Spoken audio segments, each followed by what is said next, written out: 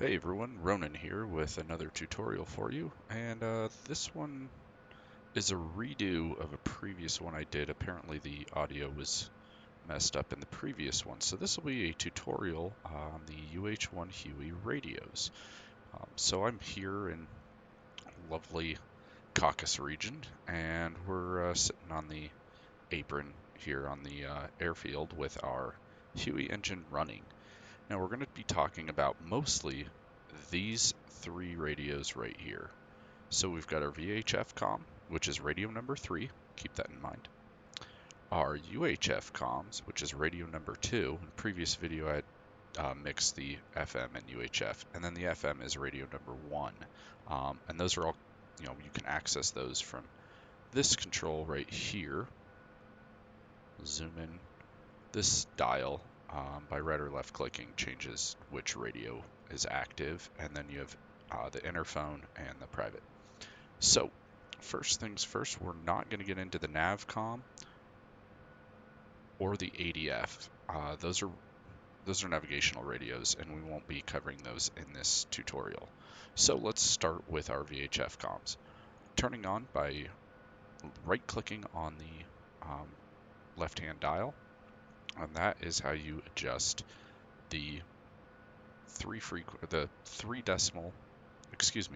the 3-digit frequency to the left of the decimal. So 116.00, and then rotating this one changes the decimal frequency. That one's pretty easy and self-explanatory. Turn it on with that, and right and left click to adjust the volume on the right-hand dial. All right, next we're going to get to the UHF communication radio. Sorry. This one is a little more complex. It's instead of 3 digits decimal and 3 digits, it's 3 digits decimal and 2 digits. So this is set to 251.0, and it's currently off. You want to use this switch here by right or left clicking. Turn it to the first TR, transmit receive. That's how you talk on it. So you can change the frequency. This one changes the first two numbers. So we're in the 20, or the 200, 300, etc. So 300.0. And that's how you set that one. Make sure that you set your radio to the appropriate one. So if it's on 2, it's talking on UHF. And SRS will remind you what radio you're on if you have that. I'll get into that in just a moment. Next, we have our FM radio.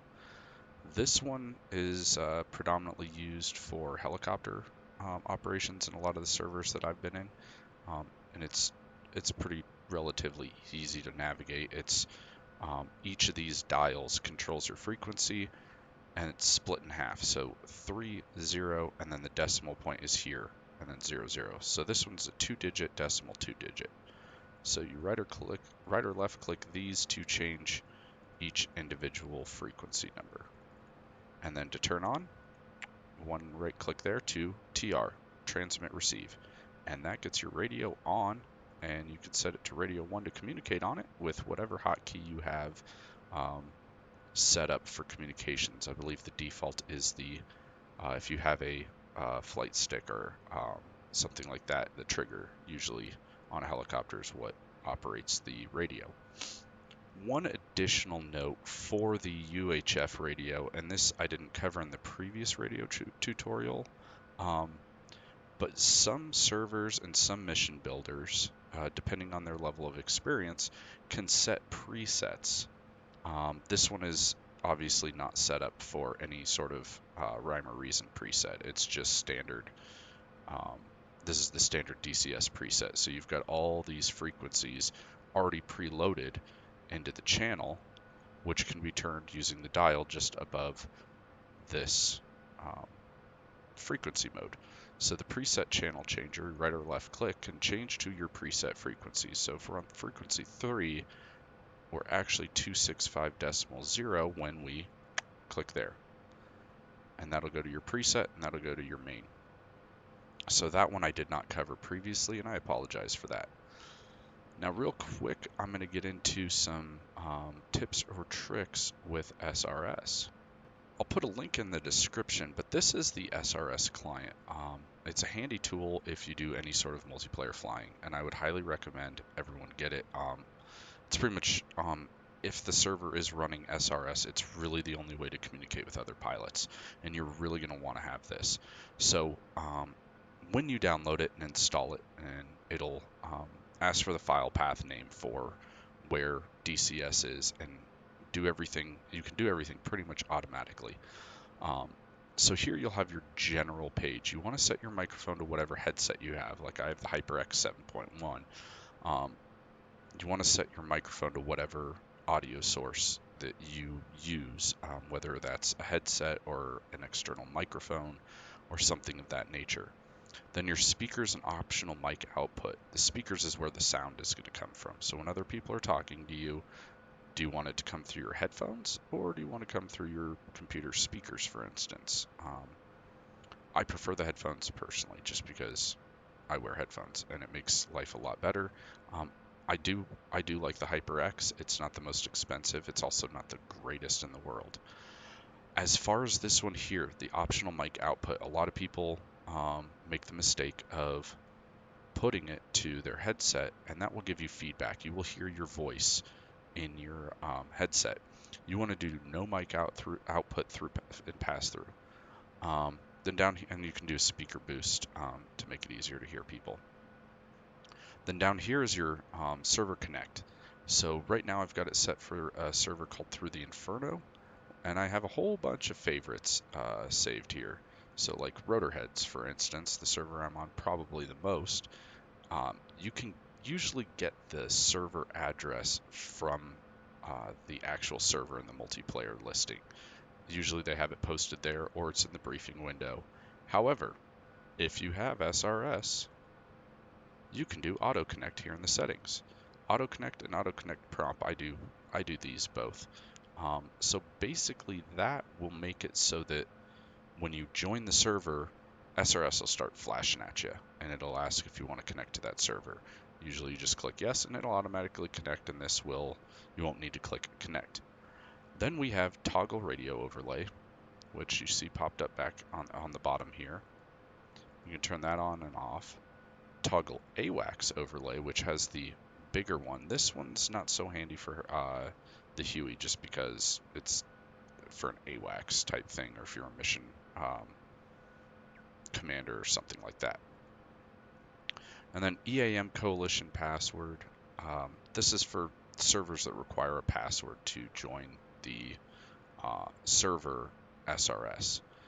I don't usually bother with that, but you know you've connected when it connects server, VoIP, game, and then LOT ATC is a external software that you can get. Here's an important part though, controls. I have controls set for Radio 1 and 2. I don't have for 3 or any of these others. I left all these blank, but they have a ton of, you can change your frequencies, a ton of stuff. Pretty much all I have is Radio 1 and Radio 2. I have set up on my throttle as I have a four-way hat, and the forward and backward is what I use for communicating on my HOTAS. You can set it for whatever you want. It really is completely up to you. Then over here we go into favorites, and you can add new by putting in the name, the server address, and if there's a password. So like here, I don't know why Through the Inferno always puts as default. I thought I'd change that. But anyway, so here are all the servers that I have set as favorites, from like the aerobatic server, the Hoggett training, or my flight group 229, the alpha server. And then right here's Rotorheads, and you can have whatever you want as your favorites. So when we've got the SRS, when you're in game and I'm not connected to any server, you can hit Control Shift Escape and bring up your DCS simple radio standalone information. So it says it's not connected. Now you press it again and it changes it to a different format. And then one more time we'll change it to a different one, but it's not connected, so we're not able to see that. But if we connect, here you can see I am linked up to this is my FM frequency, Radio 1, and there's one person on there. And this overlay shows the power and how many people are connected. So if I hit Control Escape again, it goes away. Bring it back, and there it has connected clients 8. This one shows the most information. So connected clients 8. And I can set this back to 250. You'll see there's one person, but I'm not currently on it. The asterisk means what radio you're on. So then I switch to radio 2, and I'm on 250. Switch to radio 3, and there's nothing on this AM. But we are going to switch, and I guess radio number 4 might be our VHF. Anyway, predominantly you're going to use radio 1 and 2, your UHF and your FM. So there we can see that. Control Escape again, minimizes everything and just kind of does a condensed version with your connection, and then once more shows the percentage. You're connected at 100%, so you have no connectivity issues.